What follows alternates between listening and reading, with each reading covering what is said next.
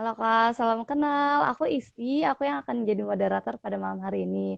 Mungkin aku pembukaan sedikit ya.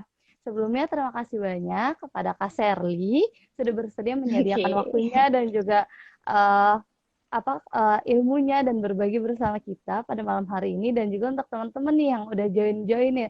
Terima kasih untuk teman-teman dan juga terkhusus untuk Kak Serly. Nah, pada malam hari ini seru banget nih besok itu penutupan CPNS dan kita tuh bakalan bahas kupas tuntas CPNS tuh seperti apa sih dari perjuangannya dan nanti sampai setelah menjadi CPNS itu seperti apa. Nah, mungkin aku boleh perkenalan sedikit untuk Kak Shirley ya. Mungkin Hmm. Kak Shirley ini merupakan sekarang itu berada sebagai analis kerjasama luar negeri di Mahkamah RI dan juga Standard Awardee. Nah, mungkin Kak Shirley bisa langsung ini nih, bisa mengenalkan terus biar teman-teman bisa langsung, wah narasumber kita kece banget gitu. Mungkin bisa langsung dari Kak Shirley. Oke, sebelumnya suara aku kedengeran nggak di Ismi? Kedengeran ya. Aku pertama makasih banget sih buat semua yang udah join nih di hari Minggu yang harusnya santai-santai. Tiba-tiba kalau nganggur join aja karena ini benar-benar cuma sharing santai banget. Tadi udah dikenalin juga sama Ismi. Aku sekarang memang posisinya sedang bekerja di Mahkamah Konstitusi sebagai analis kerjasama luar negeri. Aku CPNS tahun 2018. Jadi aku tes 2017, keterima Januari 2018, terus Januari 2019 diangkat PNS gitu. Terus kalau tentang Stunet, ya alhamdulillah tahun ini aku dikasih amanah baru yang apa ya? Hmm, aku sendiri juga agak-agak nggak nyangka juga ya bisa mengerjakan ini di sela-sela karena aku juga seorang ibu. Aku punya baby yang baru 1 tahun, jadi emang agak-agak nggak nyangka, tapi ya dilakuin aja karena ini juga ada hubungannya sama pekerjaan. Itu sebagai student awardee tahun 2021. Jadi beberapa bulan yang lalu aku memang ikut seleksi beasiswa student in Netherlands, dan alhamdulillahnya keterima. Jadi nanti insya Allah tahun ini bakalan lanjut master di Belanda gitu. Gitu aja kali ya Widih, perkenalannya. wah, keren banget. Berarti sekarang itu sebagai analis di Mahkamah Konstitusi nih ya, Kak. Dan itu tuh Benar. tesnya CPNS itu tahun 2018. Mungkin boleh cerita sedikit gak nih, Kak? Pas awal itu tuh kok bisa sih memilih Mahkamah Konstitusi dan kenapa gitu, Kak? Kenapa memilih jurusan itu dan kenapa mendaftar?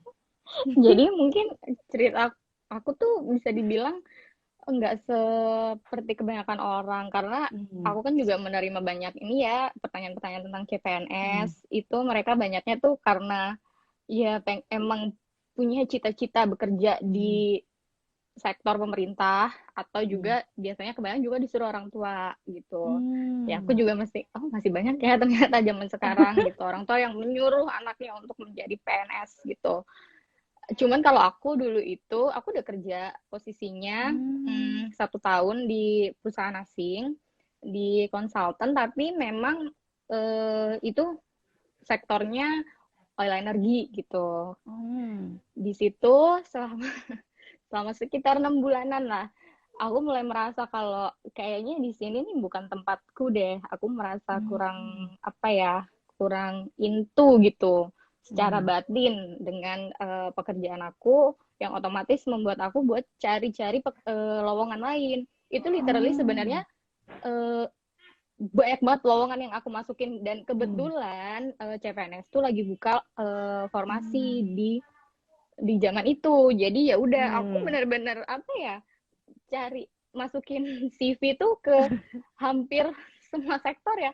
Aku masukin ke bahkan perusahaan es krim, aku masukin Hmm. nggak ngerti dari oil energi ke es krim tuh gimana ceritanya juga.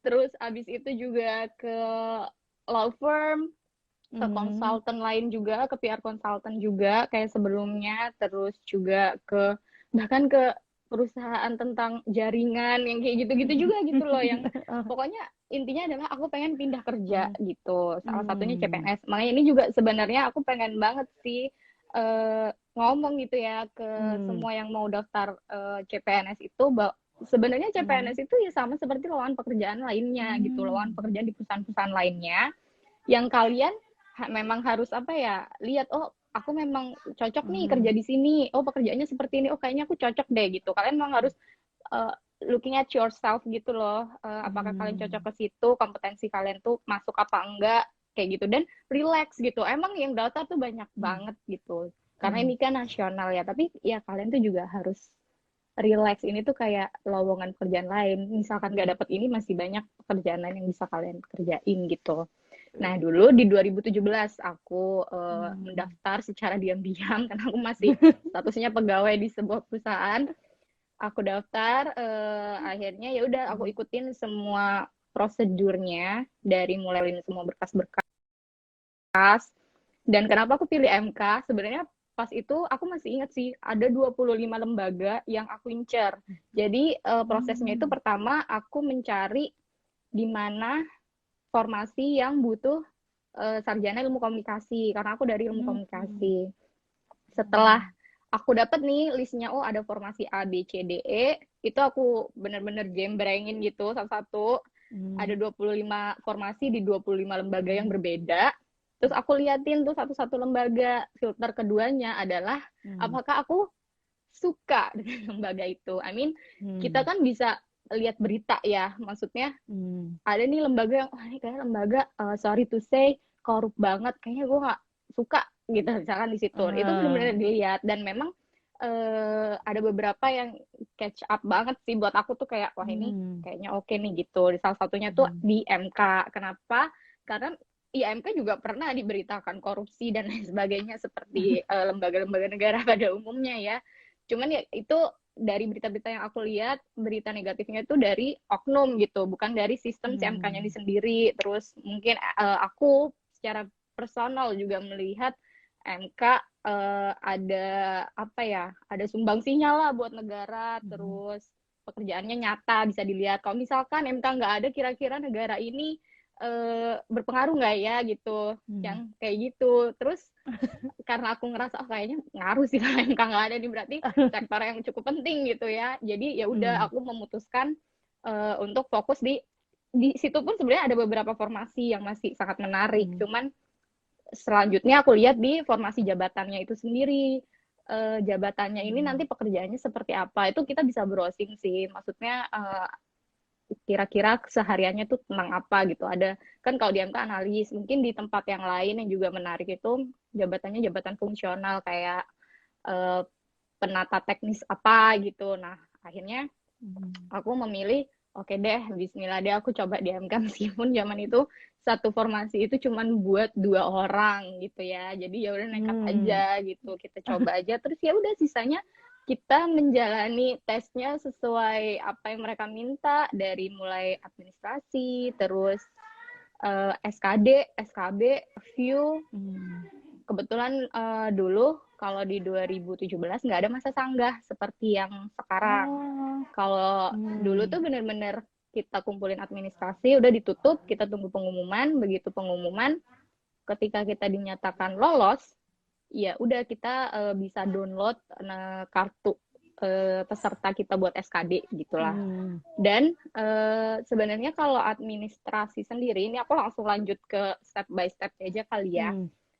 Kalau di administrasi sendiri itu sebenarnya semua by system. Jadi dia mintanya sarjana lulusan mana, maksudnya. Terus misalkan ada juga formasi, misalkan kayak formasi cum laude itu kan ada minimal IPK ya.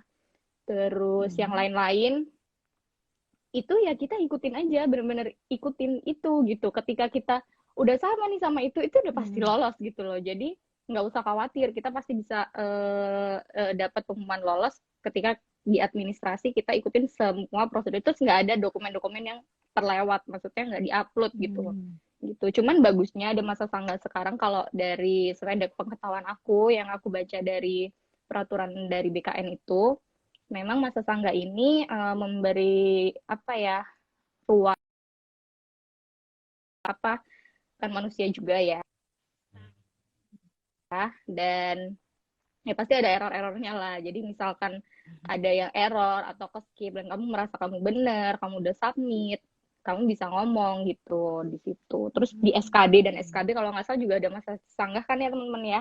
Jadi emang sih dulu 2017 kalau dari pengalaman aku itu agak ada huru-hara gitu setelah pengumuman di bukan di MK, cuman di salah satu lembaga yang dia punya buka formasi tuh banyak banget, kayak misalkan ada tuh dulu salah satu lembaga dia buka 1.200 formasi, itu kan banyak banget dan pasti adalah error-errornya. Nah pas di pengumuman itu banyak orang-orang yang merasa kok nilai aku di SKD, SKB sama si A itu lebih tinggi aku loh, kok tapi yang keterima dia gitu. Nah mungkin di situ masa sanggah iritasi kejadian seperti itu gitu. Jadi sebenarnya sih aku apresiasi banget sih ada masa sanggah ini gitu.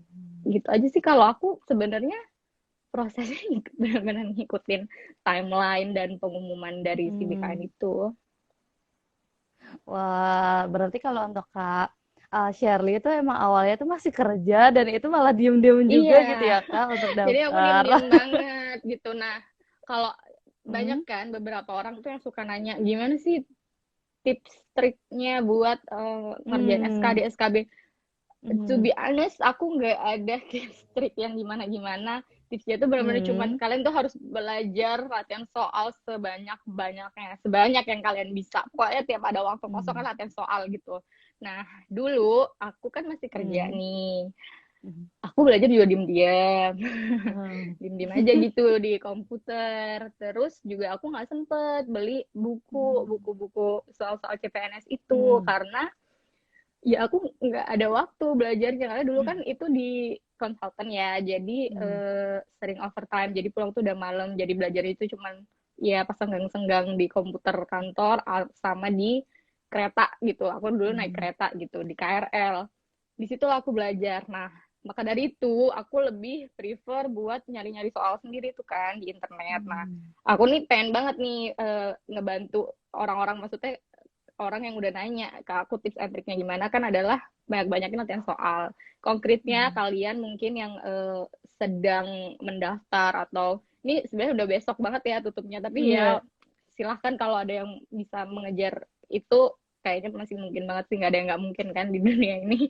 Jadi kalian pengen daftar CPNS, aku bisa sharing satu link Google Drive gitu, itu hasil Hmm. kurasi aku dulu. Jadi isinya Hmm. soal-soal yang dulu aku punya sama beberapa dari temen-temen yang baru tes. Jadi 2019 lah ya, karena kan 2020 nggak ada. Jadi yang baru tes di 2019, kurasi, aku ada linknya. Bagi siapapun ini bebas, gratis, dan nggak perlu kalian posting. Ini harus di-share selanjutnya gitu. Nggak perlu, kalian bener-bener tinggal chat aku aja di Instagram boleh, di email juga boleh, di WA kalau kalian kenal aku juga boleh. Nanti aku kasih linknya. Kalian bisa Wih. ambil soal itulah gitu. Karena itu bener-bener paperless juga sih. Bisa kalian lihat di HP, di laptop dimanapun gitu, basically sih Hmm. kayak gitu. Wah, berarti untuk teman-teman nih ada peluang banget nih. Tadi Kak Syarni udah mau berbagi, selain berbagi pengalamannya, berbagi materinya juga nih ya Iya Kak, ternyata. benar, karena memang aku nggak bisa bantu Hmm. banyak gitu, kalian akan menghadapi tes itu sendiri gitu. Ya aku Hmm. ngasih apa ya istilahnya, sedikit senjata lah, amunisi buat kalian menghadapi tes-tes Hmm. itu gitu. Wah, sebelumnya terima kasih banyak loh Kak sudah bersedia berbagi materi-materinya dan juga amunisinya. Mungkin nih untuk teman-teman nih, jika ada pertanyaan boleh banget langsung ditanyain di kolom komentar ataupun di question box. Nah, terus aku penasaran nih Kak, kalau untuk passing grade nih Kak, passing grade tuh sebagai apa sih? Itu patokannya kah? Atau pembanding atau seperti apa sih Kak? Boleh diceritain nggak? Iya, jadi kalau sependek pengetahuan aku juga nih, aku juga Hmm. kemarin sempat agak sedikit jadinya buka-buka peraturan yang baru ya, yang Hmm. 2021 ini. Tetap ada passing grade untuk beberapa Hmm. formasi, tapi memang kalau aku bandingkan sama tahun aku 2017 itu Hmm. berbeda. Di 2017 tuh passing grade itu cuma satu untuk Hmm. semua formasi, kecuali formasi cum laude kalau aku nggak salah ya. Hmm. Nah, kalau yang sekarang itu ada kayak formasi teknik, terus formasi di lembaga mana, itu mereka menentukan passing grade. Tapi yang lainnya itu nggak ditentuin gitu. Jadi mereka menentukan masing-masing aja passing grade-nya. Yang aku lihat sih rata-rata passing grade-nya itu untuk kan ada TKP. TKP itu sebenarnya sih kalau yang lagi daftar pasti mereka udah hafal kepribadian. betul TKP, TIU, TWK itu apa. TKP itu tes wawasan kebangsaan by the way, terus TIU itu tes intelijensia umum, dan TKP ya yang belum. TKP itu tes karakteristik kepribadian. Di situ rata-rata sih kalau yang aku lihat ya, ini aku harus melihat satu-satu. Itu totalnya rata-rata 260. Amin tiga komponen itu ketika dijumlah ada 260. Rata-rata kalau untuk yang TKP-nya tuh 70 dan TIU-nya rata-rata sih nggak ada. Bahkan mereka tuh menyebutkannya tidak ditentukan passing grade. Artinya, jadi passing grade sendiri ini sebenarnya adalah filter pertama buat mereka menentukan kalian itu lolos atau enggak gitu. Dibilang pembanding, sebenarnya nggak juga. Pembandingnya adalah ranking nanti. Jadi ini passing grade. Misalkan Shirley tes SKD-nya di bawah passing grade gitu. Ya udah, itu udah pasti nggak lolos gitu. Tapi ketika kita masuk, oh Shirley SKD-nya masuk passing grade, belum tentu lolos karena nanti semua yang masuk passing grade ini di peringkat gitu. Nah, misalkan satu jabatan itu dia cuma minta 2 orang nih, kayak punya aku dulu itu, ya berarti nanti yang akan masuk SKD adalah 3 kali dari si jabatan yang diminta, berarti kan 6 orang. Yang lolos passing grade-nya ini ada 150, tapi kita cuma butuh untuk masuk ke SKB itu 6 orang. Otomatis semua yang lolos passing grade mereka peringkat 6 besarnya masuk SKB kayak gitu. Cuman memang untuk jurusan cum laude lagi-lagi nggak ada passing grade. Terus kalau yang tahun ini juga aku lihat yang nggak ada passing grade-nya itu yang jalur untuk Papua dan Papua Barat itu juga nggak ada. Itu sih. Tapi mungkin kalian juga bisa mencari. Tapi biasanya nanti si passing grade ini, karena kalau yang aku cari ya, itu yang tadi semua aku sebutin untuk tahun 2021 itu sebenarnya adalah di 2019. Jadi 2021 itu belum ada si peraturan passing grade-nya ini, belum dirilis gitu lah. Apakah mereka menentukan passing grade lagi seperti zamanku yang pukul rata semua. By the way, dulu passing grade-nya adalah TKP itu 143, terus TIU itu 80, dan TWK-nya itu 75 gitu. Wow. Cuman yang cum laude memang nggak ada passing grade, jadi kita benar-benar kejar tinggi-tinggian nilai gitu. Kalau bisa benar semua gitu. Kalau ya salah satu lah gitu, manusiawi. Benar-benar apa ya, harus kalian kerjakan seperfect itulah si SKD itu, karena kita nggak tahu nilai saingan kita tuh berapa gitu. Wah, ternyata kalau untuk passing grade itu sangat-sangat complicated ya Kak, untuk passing grade tersendiri. Itu jadi kayak wah, belum tentu kalian belum bahagia. Harus nunggu rankingnya gitu nanti di pengumuman. Wah, ternyata abis lolos passing grade belum tentu lagi ya Kak, karena masih ada ranking lagi dan kalian itu nanti akan pembanding lagi. ranking, dan juga tergantung dari formasi yang kalian pilih. Misalkan formasinya itu memang menginginkan cuma 1 orang, itu kan banyak banget ya, aku lihat di tahun ini juga 1 orang. Ya udah, nanti yang diambil adalah 3 orang aja untuk di SKB gitu. Begitu juga yang lainnya. Kalau misalkan formasi itu misalkan 200 atau 300, ya berarti kali 3 gitu. Wah, nambah ilmu baru nih ya Kak, berarti. Wah, ternyata emang. Jadi kita harus ini juga nih. Harus lebih mempersiapkan. Nilainya setinggi mungkin. Makanya tips aku tuh sebenarnya cuma satu, kalau mau lolos tes CPNS adalah kalian lolos dulu SKD gitu. Udah fokus aja dulu SKD, nggak usah mikirin nanti interview gue mau talking point aku pro pemerintah atau aku kontra pemerintah. Itu benar-benar nanti dulu deh. Kalian dobrak dulu itu SKD.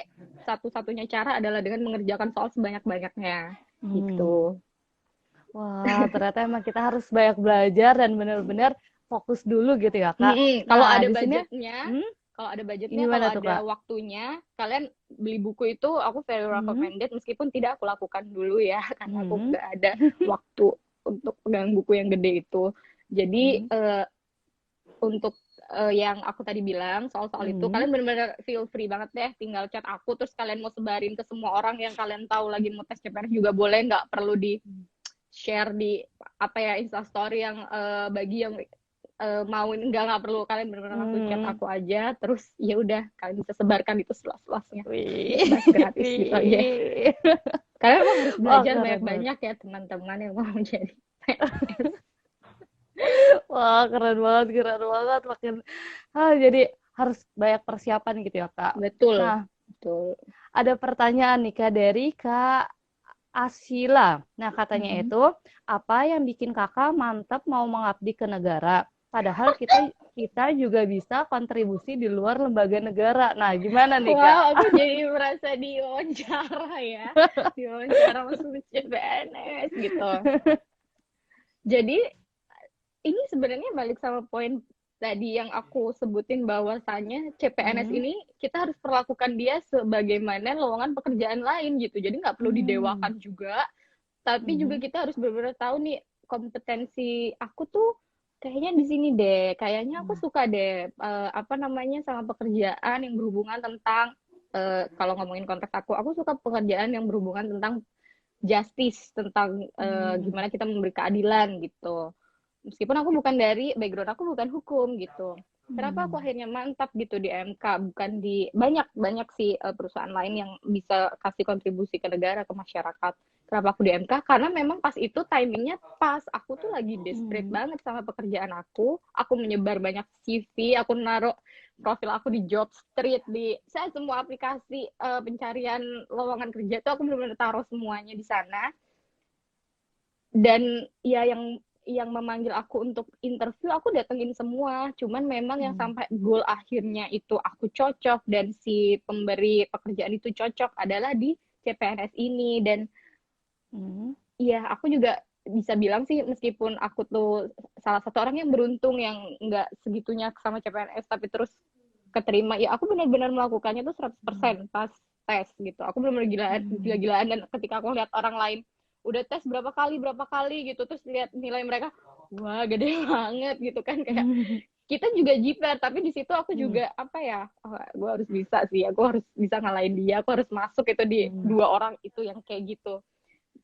Dan kenapa akhirnya aku melanjutkan itu sampai interview, karena di interview itu di MK kebetulan mereka juga memberikan beberapa case-case pekerjaan Hmm. gitu, kondisi-kondisi Hmm. pekerjaan, dan di situ aku merasa apa ya, kayak apa ya, kalau bisa dibilang fall in love sama pekerjaan itu, aku Hmm. fall in love gitu loh, karena aku pengen Hmm. sesuatu itu sampai ke orang lain gitu. Tapi memang aku nggak bisa melakukannya secara langsung karena Hmm. keterbatasan dari jurusan aku, kemudian Hmm. kompetensi aku nggak bisa duduk di kursi hakim gitu ya, karena aku bukan hakim gitu kan. Tapi apa ya yang bisa aku kasih gitu ke orang lain. Nah kebetulan memang passion aku di situ, terus passion aku juga bangga-banggain Indonesia banget gitu loh, kalau ketemu orang tuh aku suka banget bangga Indonesia. Jadi analis kerjasama internasional tuh kayak cocok banget gitu sama aku, ketika diplomasi, ketika aku meeting sama orang dari negara lain, itu dapat banget feelnya di situ. Aku Hmm. suka, terus kemampuan aku juga cukup memadai untuk melakukan itu.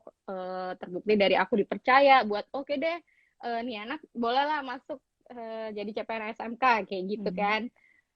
Dan ya memang akhirnya eh, secinta itu sama pekerjaan ini gitu loh. Dan memang apa ya, kita ketika mencari pekerjaan itu kan kita juga ada sesi berdoa ya, kita ada berdoa Hmm. semoga dipertemukan sama pekerjaan yang kita inginkan, karena memang pas itu aku sendiri nggak punya dream job gitu loh. Yang aku rasain Hmm. ketika aku jadi eh, konsultan di oil energy, aku merasa apa ya, kontribusiku sama orang ini kayaknya kayak benar-benar memperkaya diriku sendiri gitu loh. Dan itu Hmm. I feel lost at that time gitu. Terus ya udah, akhirnya ketika aku dipertemukan sama pekerjaan ini, aku benar-benar jalanin, benar-benar cuman jalanin aja sampai SKB. Tapi pas interview di situ aku tahu pekerjaan ini seperti apa, kondisi kantor itu seperti apa, tugas-tugas kantor itu seperti apa. Karena aku kan belajar ya tentang MK ketika interview tuh banyak banget.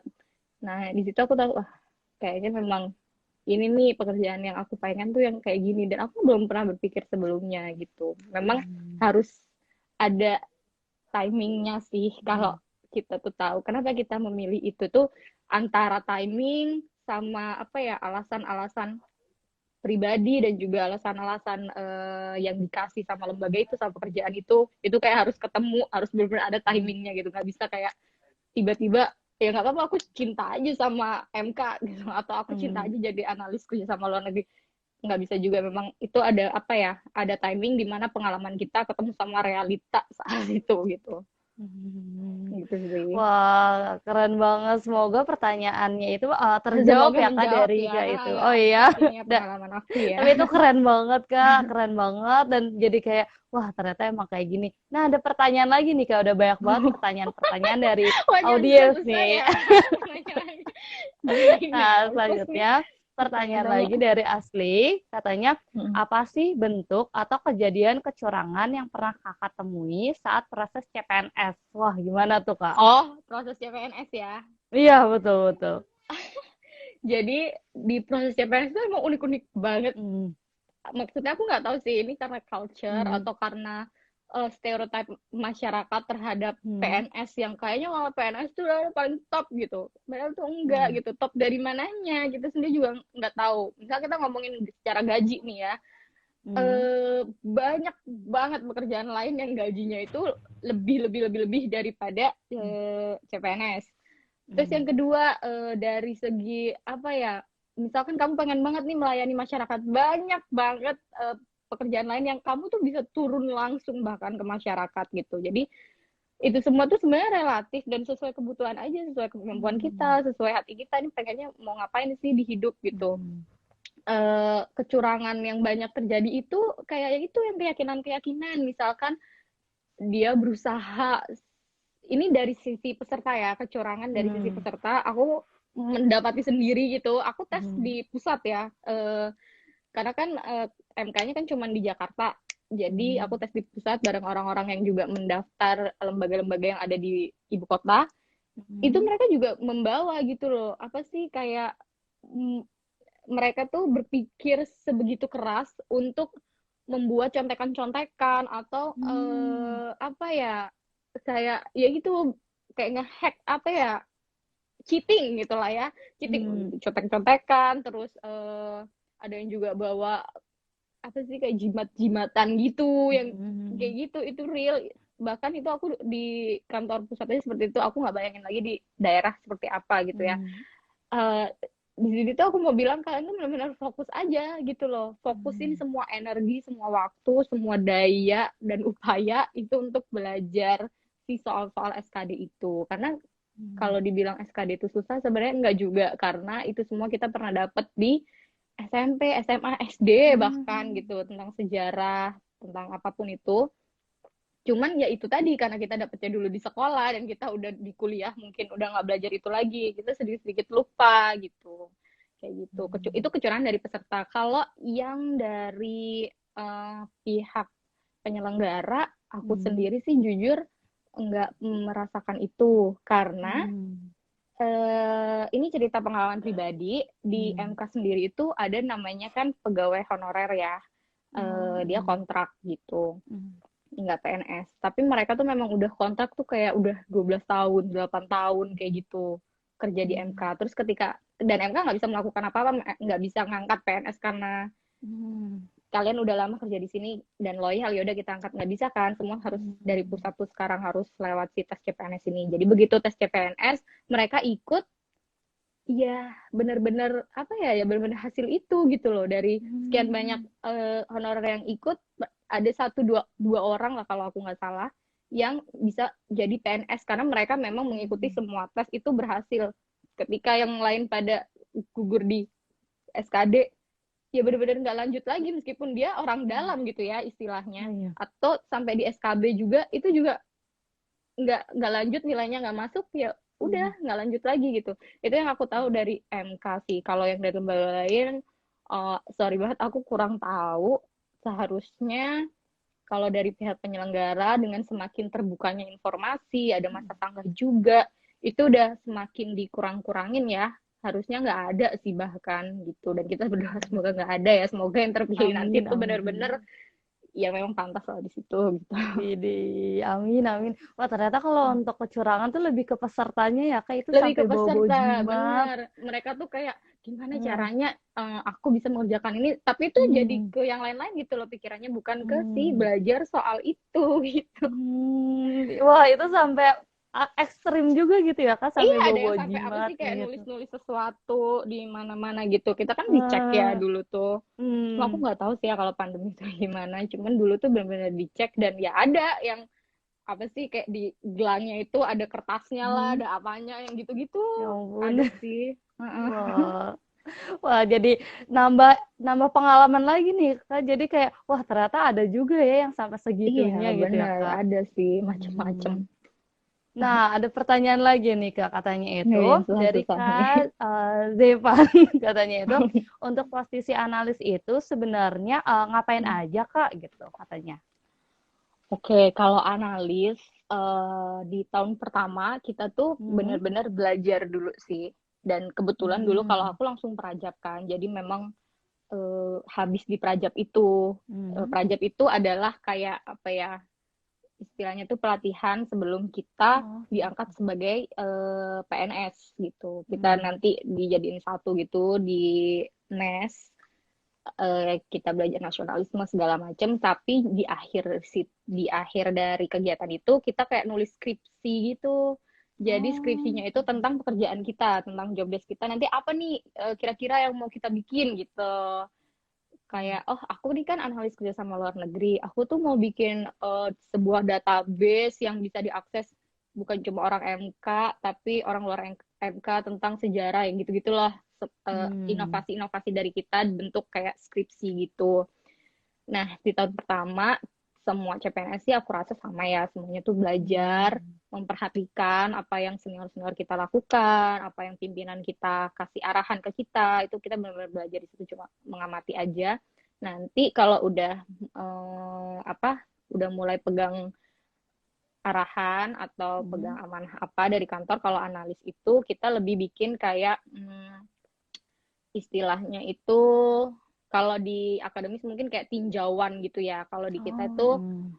istilahnya kita benar-benar menganalisis. Jadi misalkan nih ada kita melihat kok kayaknya gini-gini doang ya MK ya kayaknya kurang ini deh bikin putusan tuh sekarang kurang berkualitas nih putusannya soalnya banyak masyarakat yang protes misalkan gitu. Hmm. Kita tuh bisa usulin ke apa Hmm. namanya ke atasan kita gitu. Kan ini kerja sama luar negeri kita punya teman-teman kan mahkamah-mahkamah Hmm. di negara lain kita bikin ini yuk seminar kira-kira seminarnya apa ya tentang ini nah itu kita analisis gimana Oh. seminar ini kita ajuin tuh kenapa terus misalkan nanti outputnya tuh apa timelinenya seperti apa itu pekerjaan analisis terus misalkan ada undangan ini aku ngomongin analis kerja sama luar negeri ya misalkan ada undangan dari luar negeri dari MK lain gitu menyatakan mereka lagi konflik gitu dan ini tuh tentang hak asasi manusia banget nih kita minta dukungan ya dari MK Indonesia buat mendukung kita nanti misalkan di forum yang lebih tinggi di forum asosiasi Mahkamah Konstitusi Sedunia atau se Asia atau di mana gitu ya. Nah, satu surat itu Hmm. ceritanya bisa panjang banget gitu. Karena kita benar-benar melihat itu kita awalnya pasti translate kan. Ini kalau di Hmm. bahasa Indonesia kan tuh seperti ini biar orang-orang Hmm. lebih mudah untuk mencermati itu maksudnya seperti apa. Ketika sudah ditranslate kita juga kasih tahu nih posisi negara ini saat ini ada konflik begini-begini karena ini kita ceritain konfliknya tuh apa, sudut Hmm. pandangnya bagaimana.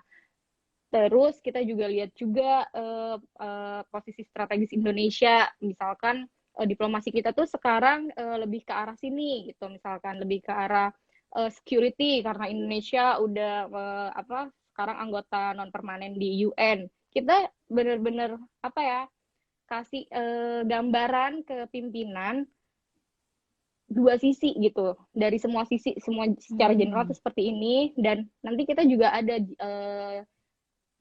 apa ya, kayak kalau dari kami sebaiknya sih seperti ini, cuman mengingat dari A B C D E mungkin pimpinan berpendapat lain dan lain sebagainya.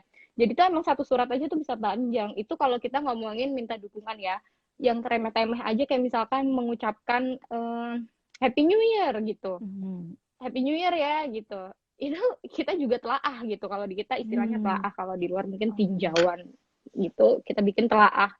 Dari situ ya kita lihat apakah surat ini tuh harus dibalas seperti apa, dibalas secara diplomatisnya seperti apa kayak gitu. Terus nanti ada MK yang ulang tahun, kita juga harus gimana, terus mengapproach kalau kita mau ajakin kerjasama bilateral gitu misalkan untuk pertukaran pegawai dan lain sebagainya. Itu sebenarnya kalau analis lebih banyak melakukan telaah.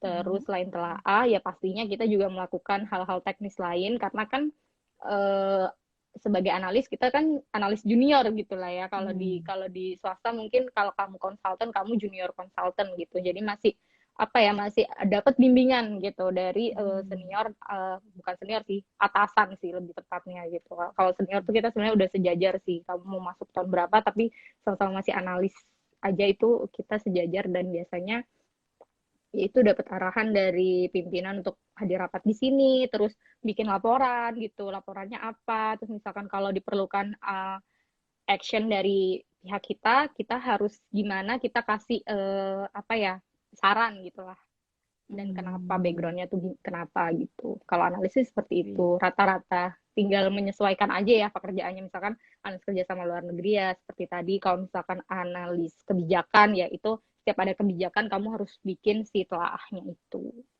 Widih, berarti emang lebih ke telaahnya ya, Kak. Nah, Kalau analis.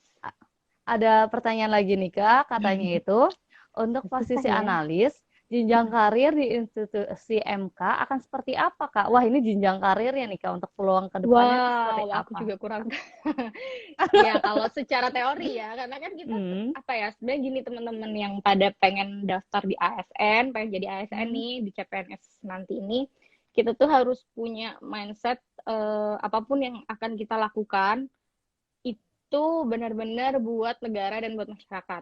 Titik di situ dulu gitu. Nah, untuk negara dan masyarakat ini butuhnya apa? Itu nanti kita harus benar-benar mau secara ikhlas menerima gitu. Ini sekarang aku analis kerjasama luar negeri ya, tapi aku nggak tahu 5 tahun lagi negara apakah masih membutuhkan aku untuk menjadi analis kerjasama luar negeri atau tidak gitu. Atau mungkin negara butuh aku di tempat lain gitu ya, aku harus siap gitu untuk dipindah. Jadi kalau mau ngomongin jenjang karir, PNS itu mungkin ini juga salah satu alasan kenapa teman-teman banyak banget yang tertarik, karena memang jenjang karirnya tuh diatur dengan jelas di sebuah peraturan yang official, legit gitulah ya. Berapa tahun nanti kita naik golongan yang kayak gitu, golongan 3A, 3B yang gitu sendiri aku juga kurang apa ya, kurang menguasai gitu. Aku tahu, cuman aku kurang menguasai karena aku kerja ya kerja aja. Nanti tiba-tiba memang kalau udah waktunya naik golongan ya kita akan dinotis gitu ya, naik golongan. Kalau analis sendiri, kalau misalkan secara teori, nanti ketika kita udah jadi analis, karena ini kan kebetulan bukan, kalau analis itu bukan jabatan fungsional. Jadi ada dua, jabatan fungsional sama jabatan struktural. Kebetulan analis di MK ini jabatannya struktural. Jadi benar-benar ketika kita kerja ya kita kerja bareng gitu loh, sesuai struktur. Kita punya atasan, kita juga punya coworkers yang sama analis. Nanti kita mengerjakan itu bersama, dan ketika kita sudah dianggap mampu untuk menjadi sesuatu yang lebih, yaitu kepala subbagian, ya kita nanti diikut sertakan ke seleksi kepala subbagian gitu. Nanti kita seleksi, kalau seleksinya lolos, kita menjadi yang terbaik, ya kita diangkat menjadi kepala subbagian. Nanti kepala subbagian juga setelah berapa tahun ketika dia dianggap cocok untuk naik jabatan lagi, dia akan jadi kepala bagian seperti itu. Karena ini struktural, beda kalau fungsional. Kalau fungsional kan mereka bekerja individu mencari angka kredit gitu. Jadi nanti ada misalkan penelaah tingkat, misalkan peneliti gitu ya, peneliti madya, peneliti tingkat pertama yang gitu-gitulah, yang jujur aku tuh kurang ngerti sih sama yang begitu-begitu, karena ya kerja kerja aja nih, nanti kita benar-benar di notice gitu, karena semua ada peraturannya sih gitu. Dan di PNS yang kita nggak perlu khawatirin sih itu, kita tuh pasti punya jenjang karir gitu, meskipun kita misalkan jadi analis nih, seumur hidup jadi analis gitu ya, jadi staff istilahnya, nggak naik ke kasub, kabak atau apa, tapi golongan kita tuh naik gitu loh. Golongan itu didapat dari masa pengabdian, dari atau dari pendidikan. Jadi misalkan abis S1, S2 itu pasti naik golongannya gitu. Wah, berarti kalau untuk jadi CPNS itu ya harus kita pikirin itu bisa bekerja untuk negara dan masyarakat itu dulu gitu ya, Iya, Kak? itu dulu deh, titik. Nggak ada lanjutannya, itu aja gitu. Nah, selanjutnya ada pertanyaan lagi dari Kak Indah. Nah, katanya itu, Kak, aku mau tanya, kalau tes SKB itu bentuk tesnya apa aja sih, Kak? Gitu. Itu gimana tuh, Kak, kalau untuk tes SKB? Oh, kalau SKB secara teknis bentuk Hmm. tesnya itu sama Hmm. seperti SKD. Jadi kita Hmm. pakai sistem CAT itu loh, yang pakai komputer. Pasti yang mau Hmm. daftar nih udah udah sering lah disebut-sebut CAT, CAT, CAT. Itu Hmm. sistemnya tuh kayak pakai komputer, terus Hmm. komputernya tuh online. Aku nggak tahu sih kalau pandemi ini gimana, tapi setahu tuh nggak bisa ngerjain dari rumah. Jadi memang harus Hmm. datang ke suatu tempat dengan komputer yang sudah disiapkan panitia. Nanti kita kerjainnya tuh benar-benar yang eh, klik klik klik pilihan ganda gitu. Cuman untuk Hmm. beberapa jabatan, sependek ketahuan aku, teman-teman aku yang fungsional peneliti dulu itu ada juga jawaban uraian ya kalau nggak salah gitu. Hmm. Atau kalau nggak salah sih ada jawaban uraiannya. Terus Hmm. memang kalau SKB itu semua semua soalnya itu udah lebih spesifik. Hmm. Tetap ada nasionalisme gitu tuh pasti ada dimasukin. Tapi udah nggak ada 3 komponen yang di SKD tadi ya, yang TIU, Hmm. TWK sama TKP itu. Jadi kita benar-benar ngerjain sesuatu secara general, ada soal-soal general kayak nasionalisme gitu ada, tapi juga ada soal-soal yang hubungannya sama jabatan kita dan sama lembaga Hmm. kita gitu. Jadi Hmm. kamu udah mulai harus belajar tuh tentang lembaga ini, sejarahnya gimana, peraturan yang mendasari berdirinya itu peraturan nomor berapa, itu kalian harus hafalin. Terus otoritasnya apa aja, pekerjaannya apa Hmm. aja, pemimpinnya tuh siapa aja dari atas ke bawah gitu, dari yang pertama, yang kedua, yang ketiga gitu. Misalkan kementerian ya, menterinya dulu tuh siapa aja, terus menteri yang sekarang siapa, terus tugasnya di negara ini tuh apa, udah mulai spesifik sih ke lembaga sama ke pekerjaan kita gitu. Wah, wah berarti kalau untuk SKB itu emang harus lebih spesifik dan kita harus tahu betul nih tempat atau lembaga yang kita lamar tuh seperti Bener, apa itu mau gitu ya, nggak Kak? mau kalian harus belajar, Hmm. dan di situ juga sih aku berproses untuk kemudian Hmm. mencintai institusi aku sekarang tuh dari Ini, awalnya tuh dari SKB, karena aku belajar tentang MK pada akhirnya.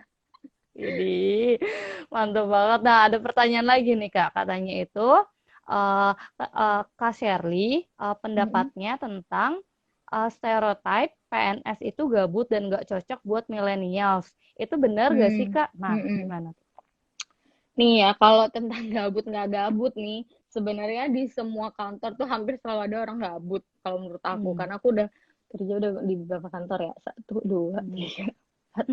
Aku udah pindah-pindah selama kuliah dan sampai sebelum ke MK itu sekitar 6 sampai 7 tempat pekerjaan. Hmm. Dan di situ Hmm. selalu ada orang gabut. Selalu kita sendiri juga pasti akan pernah merasakan gabut gitu, meskipun cuma berapa detik gitu. Pasti ada tuh Hmm. gabut, kita nggak kerjaan gitu. Kalau buat milenial sendiri, ini bukan nggak cocok ya. Kalau pendapat aku Hmm. pribadi, buat milenial, PNS itu jujur itu tantangan. Pekerjaan yang penuh Hmm. tantangan. Kenapa tantangan? Karena kita tuh kerja sama berbagai macam umur. Aku sendiri merasakan bagaimana rasanya bekerja bersama boomer gitu. Hmm.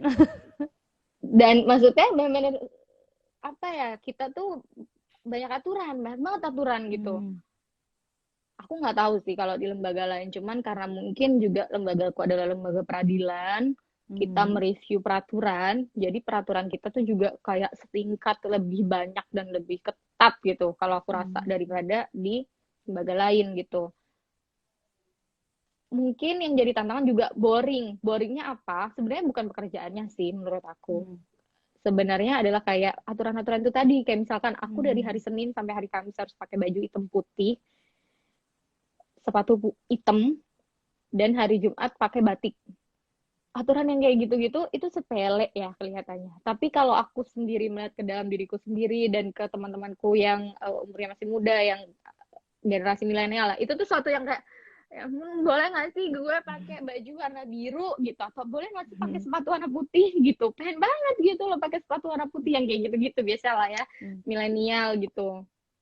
Apa sih mereka punya preferensi sendiri yang rasanya tuh kalau nggak dilakuin itu ada yang aneh gitu, nggak bisa gitu Hmm. rasanya. Nah, di PNS tuh kalian harus perhatiin peraturan dan kalian benar-benar harus ikutin karena itu benar-benar ada dampaknya kalian, entah itu SP, entah itu hukuman disiplin dan lain sebagainya. Potong gaji juga itu sering terjadi ya kalau kalian nggak, terus absen kayak gitu kan.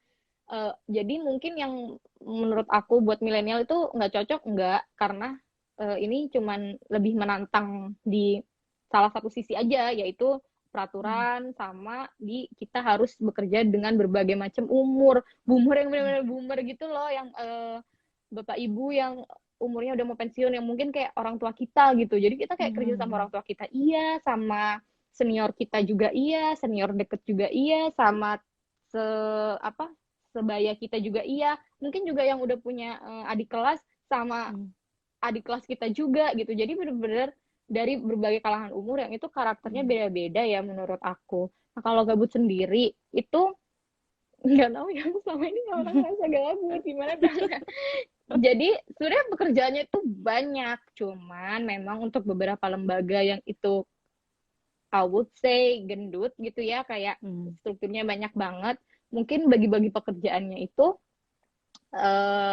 lebih ke banyak orang, jadi terasa Hmm. ini cuma teknis karena kan anak milenial itu ini ya, apa, melek teknologi banget nih. Mungkin kalau itu dibeban kerjakan buat boomer gitu, mereka agak lama mengerjakan itu, makanya kita merasa gabut karena kita kayak cuma 2 menit terus udah selesai gitu loh, pekerjaan ini tuh udah Hmm. selesai. Jadi ya, gabut banget kerja PNS. Sebenarnya itu udah dipikirin gitu loh, beban kerja itu udah dipikirin sama BKN sono, sama PAN RB, semuanya itu udah memikirkan itu sesuai apa sih jabatan dan fungsi kita, dan nama nama jabatan kita itu semua udah disesuaikan sama pendidikan kita gitu. Jadi nggak akan ada yang sebenarnya itu sedikit, terlalu sedikit gitu tuh kayaknya Hmm. nggak ada. Dan malah sebenarnya justru kalau ada orang yang merasa gabut ya, harusnya dia Hmm. bahagia gitu loh ketika dia jadi PNS gabut, karena dia punya banyak waktu untuk mengembangkan dirinya. Karena jujur kalau kita udah masuk ke pemerintahan, ya itu tadi banyak aturan, kita harus datang jam segini, absen jam segini, harus ada di kantor sampai jam segini, itu saklek. Dan ya udah, pengembangan diri itu kita pasif gitu loh, kita nunggu dari Hmm. SDM istilahnya atau HR Hmm. gitu, mereka mau kasih diklat kita apa, kalau enggak ya kita nggak dapet apa-apa gitu loh, bener-bener nggak dapet apa ya, sesuatu di luar kerjaan gitu. Jadi kalau kalian Hmm. merasa agak ada waktu luang mungkin ya, ya seharusnya sih PNS itu menggunakan itu untuk hal-hal lain yang bermanfaat ya, kayak kemarin kan, Hmm. jadi sebenarnya juga kemarin tuh karena kita WFH, ya udah, terus ada bukaan beasiswa, ya aku mendaftar beasiswa gitu loh ketika aku gabut Hmm. gitu. Jadi kalau dibilang gabut, sebenarnya banyak banget yang bisa kita kerjain, salah satunya daftar beasiswa kalau kalian benar-benar nggak dapat Hmm. kerjaan dari atasan kalian gitu. Karena kalau gabut enggak itu tergantung kita juga sih sebenarnya, kita Hmm. mengerjakannya bagaimana, menghandle pekerjaan itu. Cuman kalau overtime memang jarang terjadi ya di Hmm. lembaga negara, di PNS, karena kita kan udah diatur tuh berapa jam kerja, terus upahnya berapa. Jadi ketika kita Hmm. misalkan overtime, ada perjalanan dinas atau ada rapat yang butuh malam hari, kayak misalkan di tempat aku karena kerja sama luar negeri, kita kan harus menyesuaikan zona waktu di luar ya. Hmm. Mitra kita, counterparts kita itu butuh jam berapa gitu, akhirnya kita malam di sini Hmm. jam 11 jam 12 malam, aku juga udah pernah meeting jam segitu, ya itu pasti ada upahnya gitu. Hmm. Ada kok apa sih, perhitungannya gitulah, karena Hmm. iya memang semua itu benar-benar dihargain kalau di lembaga negara, karena kan kita yang apa ya, yang mengatur upah minimum di sana di sini gitu, masa kita sendiri eh, hak-haknya diturunkan atau direndahkan itu nggak mungkin terjadi gitu sih. Widih, berarti emang sebenarnya kalau CPNS gabut tuh tergantung orangnya juga gitu ya Kak, Tergantung sebenarnya tuh. orangnya, iya. Dan kalian sebenarnya Hmm, sangat bisa inisiatif sih, apalagi sekarang tuh banyak banget apa ya, kebijakan-kebijakan pemerintah yang menurut aku kayak itu reformasi birokrasi itu kita bisa hmm, loh ngide, cuman ya memang jangan disamakan dengan mengide di perusahaan swasta yang bisa langsung di apa ya istilahnya langsung di feedback gitu. Oh enggak bagus, kayak nggak bisa deh. hmm, Atau oh ya menarik, kita bisa diskusi, itu emang agak susah karena memang kita banyak pekerjaan yang istilahnya tuh daily gitu loh, yang hmm, memang itu job desk tiap hari harus ada gitu, harus dikerjain gitu. Karena memang semuanya tuh terukur gitulah hmm. di lembaga negara ya. Widih, berarti emang kalau di lembaga negara itu udah ada aturannya dan emang itu udah jelas dan saklek gitu ya Kak. Iya Nah, sih, sakit sih. dan ada pertanyaan lagi nih Kak katanya, Kak ceritain pengalamannya bisa dapat beasiswa waktu jadi CPNS. Apakah ada syarat harus mengabdi sekian tahun dulu nih baru boleh apply Hmm. beasiswa? Nah, ini gimana nih Kak untuk beasiswa?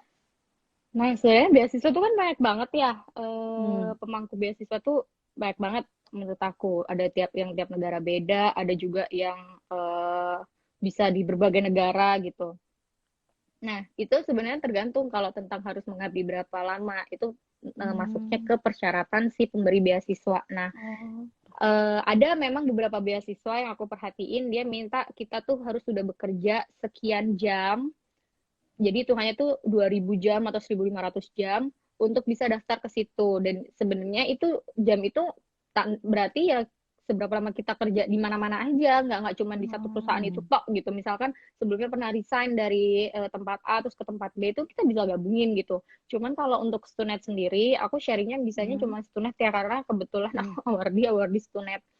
Hmm. Stunet sendiri itu nggak ada sih dia mengharuskan kita harus banget udah pernah kerja, karena banyak juga Hmm. fresh graduate yang daftar dan Oh. Hmm. keterima jadi awardee gitu.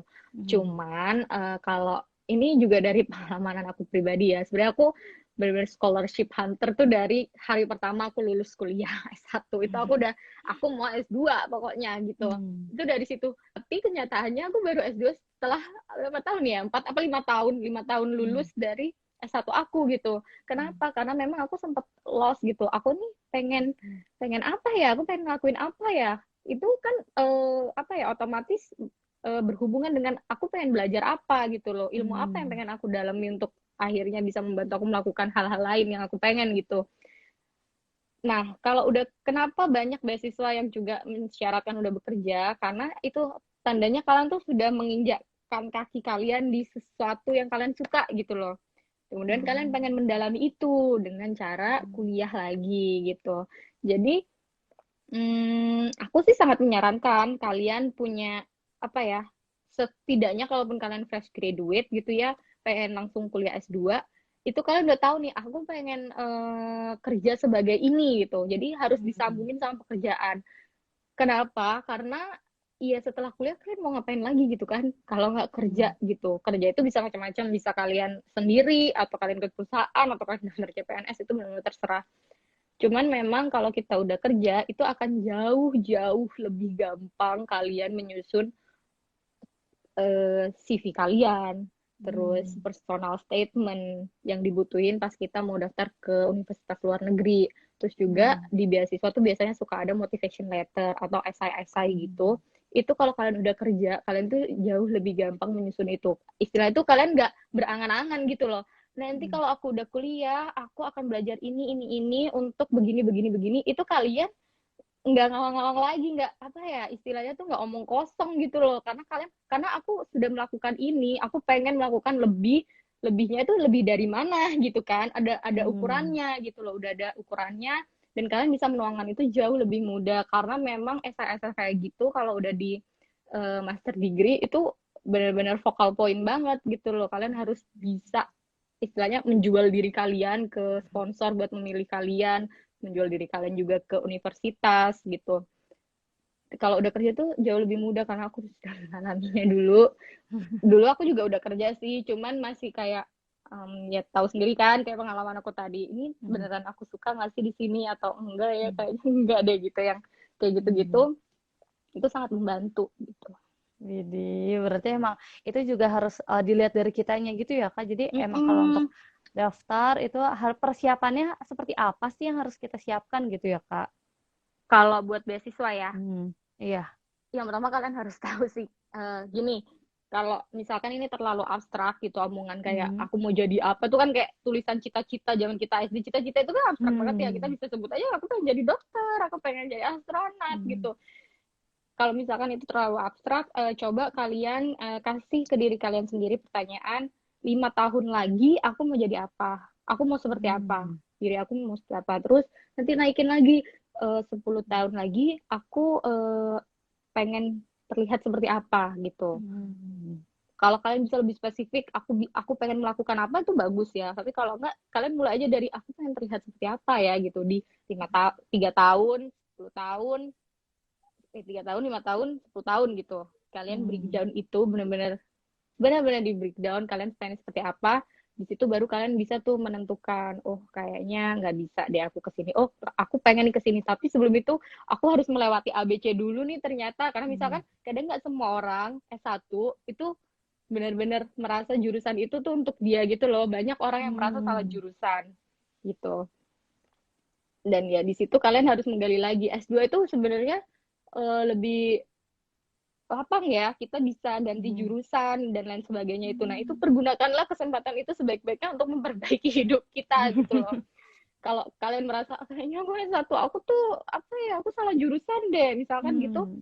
Nah, coba kalian kasih pertanyaan itu, 3 tahun lagi aku Hmm. mau seperti apa, 5 tahun lagi aku mau seperti apa, 10 tahun lagi aku seperti apa. Dan nanti di situ bisa tuh di breakdown lagi sampai ke hal spesifik. Terus kalian buka-buka deh tuh, kalau memang mau beasiswa ya, nggak Hmm. biaya mandiri, banyak banget beasiswa, banyak banget portal-portal yang menyediakan info itu. Dan aku juga sangat welcome kalau mau ditanya-tanya tentang itu. Cuman memang karena aku mengikutinya tuh Stunet, ya Hmm. aku ngerti ngerti secara whole proses itu di Stunet. Hmm. Kalau di beasiswa lain kayaknya aku kurang paham ya, kayak aku cuman oh ya aku tahu sih ada beasiswa itu dan Hmm. karakteristiknya lebih seperti ini, kayak gitu aja. Mungkin buat bahan diskusi aja kalau memang mau berdiskusi sama aku. Cuman kalau tentang Stunet aku insya Allah sih bisa menjelaskan step by step gitulah Hmm. untuk beasiswa ini.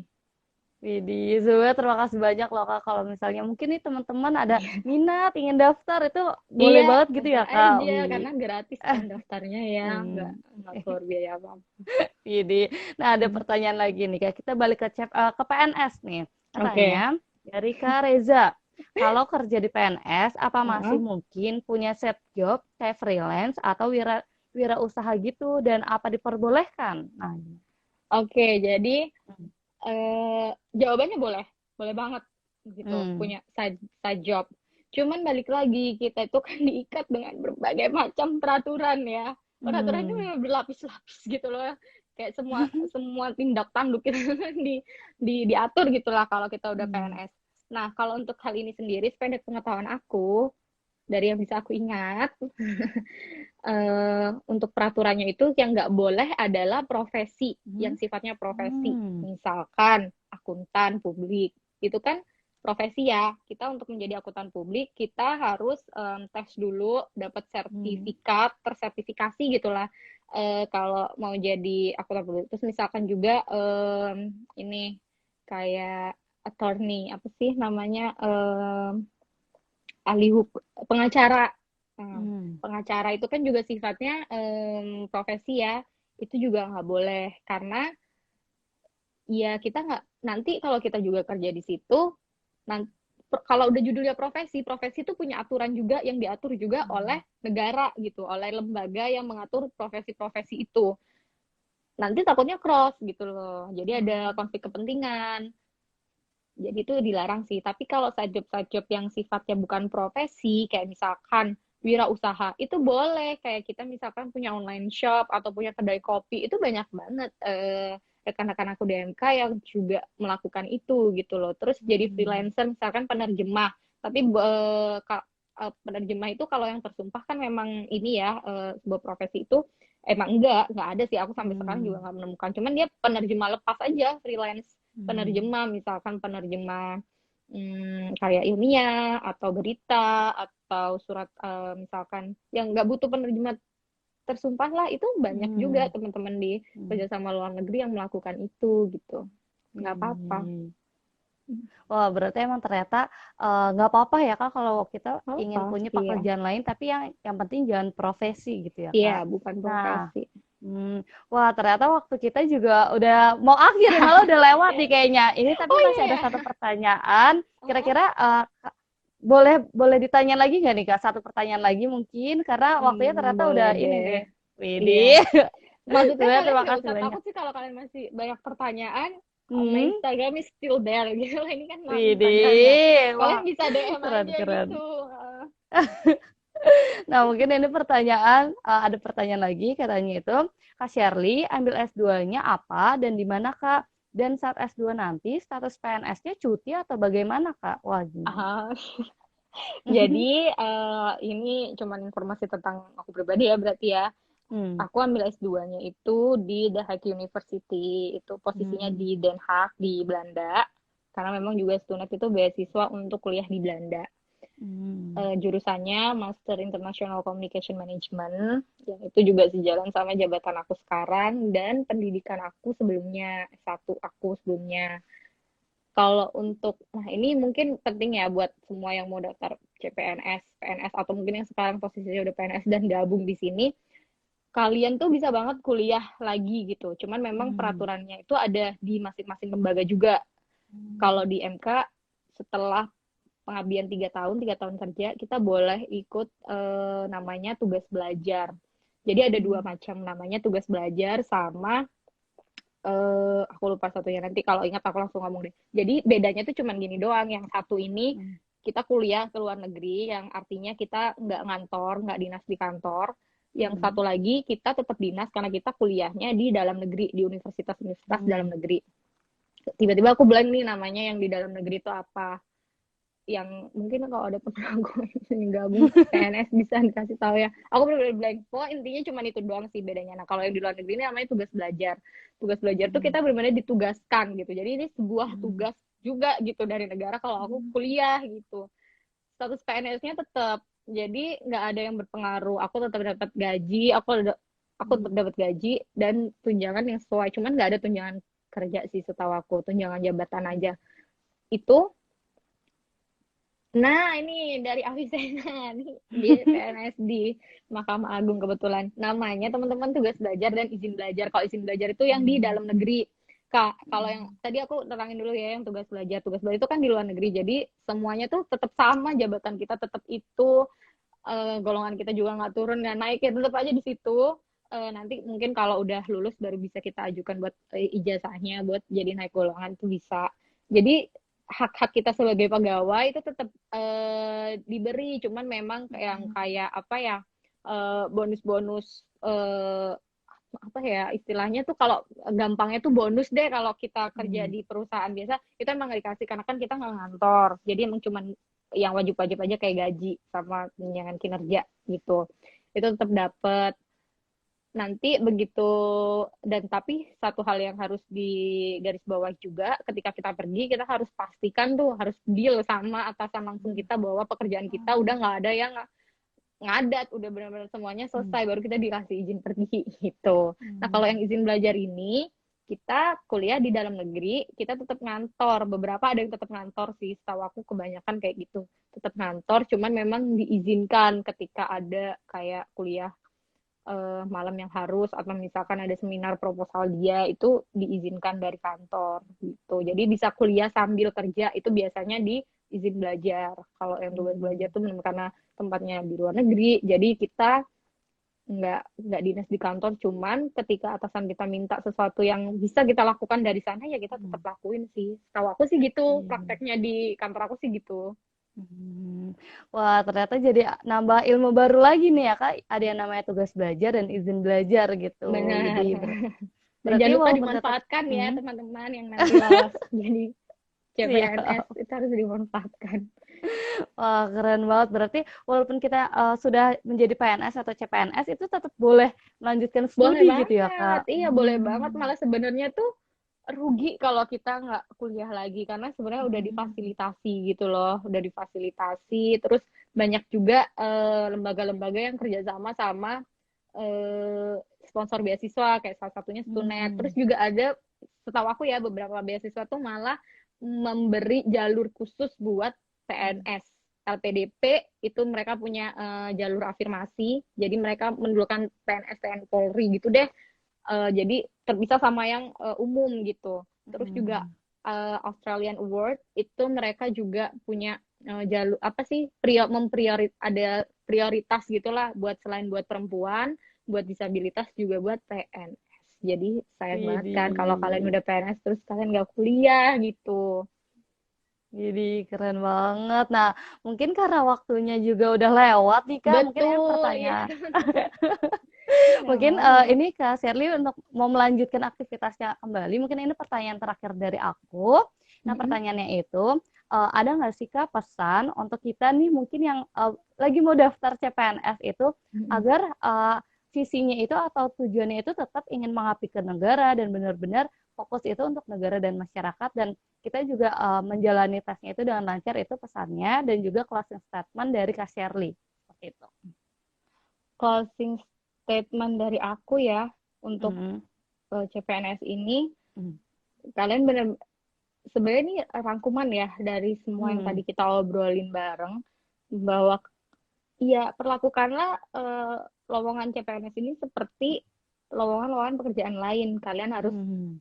looking at yourself, Hmm. kompetensi kalian apa yang mau kalian kerjakan.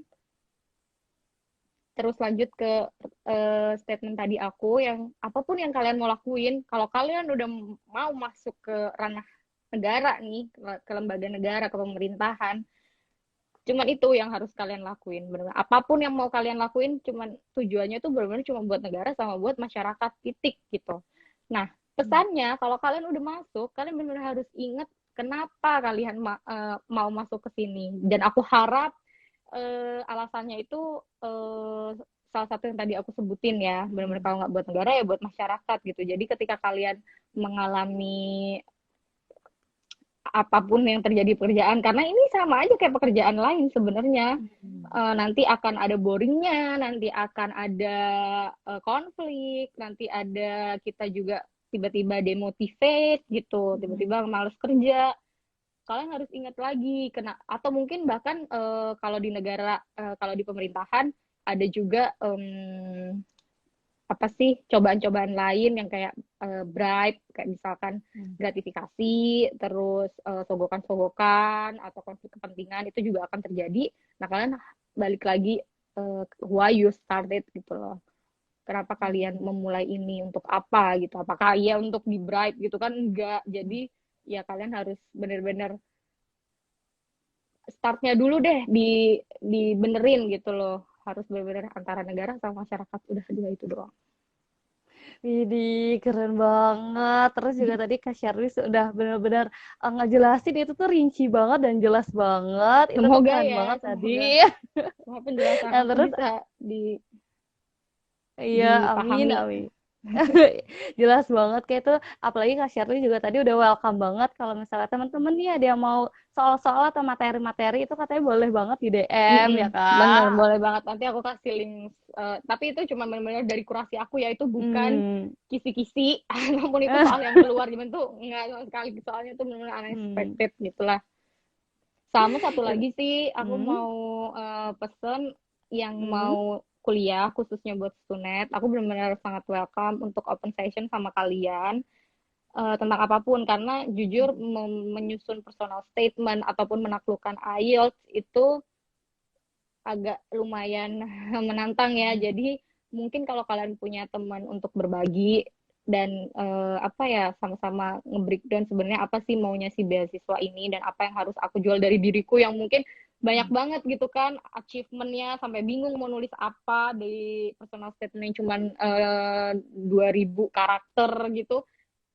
Kalian bisa banget juga DM aku atau tanya, Iya. kita diskusi bareng sih sebenarnya. Aku nggak bisa kasih kalian free pass untuk dapetin beasiswa, nggak mungkin.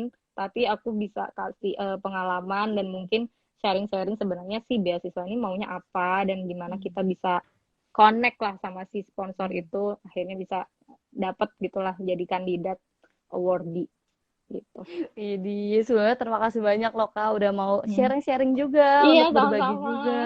Itu seru banget tadi kita ngobrol-ngobrol. Pertanyaan dari teman-teman juga antusias banget ya Iya, teman-teman semua kita udah jawab pertanyaannya. semua ya, insya Allah. Iya, ya alhamdulillah. Nah, mungkin ini aku tutup sebentar ya, Kak. Sebelumnya, terima kasih banyak kepada Kak Shirley udah berbagi ilmunya, pengalamannya, terus udah welcome banget kalau misalnya teman-teman ingin bertanya-tanya bisa langsung di kontak Kak Shirley-nya. Boleh. Itu terima kasih banyak kepada Kak Shirley dan untuk teman-teman yang masih join sampai saat ini terima kasih banyak udah Iya, belajar makasih bareng banget loh. Ya. bareng sama Didik. Itu kita sangat-sangat belajar bareng dan komunikasi bareng gitu ya Kak. Mungkin jika ada kata-kataku yang kurang berkenan atau kurang enak itu aku mohon maaf. Sekali lagi terima kasih Sama-sama, banyak aku untuk juga Kak ya. Makasih Shirley banget dan buat untuk waktunya. teman-teman. Ya mungkin stay safe and stay healthy Kak. Sukses Iya, selalu. Dadah. Makasih Dadah. ya semuanya.